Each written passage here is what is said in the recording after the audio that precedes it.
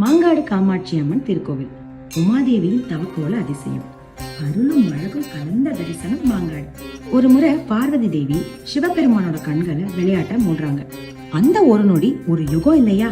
இந்த உலகம் முழுக்க இரு சூழ்ந்து போனதுனால கோபத்தால சிவபெருமான் மனித பிறவியா பிறந்து தவமிருந்து என்ன சேரணும் அப்படின்னு பார்வதி தேவிக்கு சாபம் கொடுக்கறாங்க.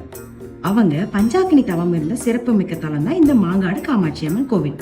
இது ஒரு அபூர்வ தரிசனம், தபச காமாட்சி அப்படின்னு சொல்லுவாங்க. அம்மனோட வெப்பத்தை தணிக்க ஆதிசங்கரர் ஸ்ரீ சக்கரத்தை பிரதிஷ்டை பண்ண கோவில் இது. இந்த கோவில் சுமார் 1200 ஆண்டுகள் பழமை வாய்ந்தது. கோவிலோட கட்டடக்கலை சோழர் காலத்தை பிரதிபலிக்குது அப்படின்னு சொல்றாங்க. இங்க மாமரம் தல விருட்சமா இருக்கு. இங்க நடக்கிற நவராத்திரி விழா ரொம்பவே பிரசித்தி பெற்றது.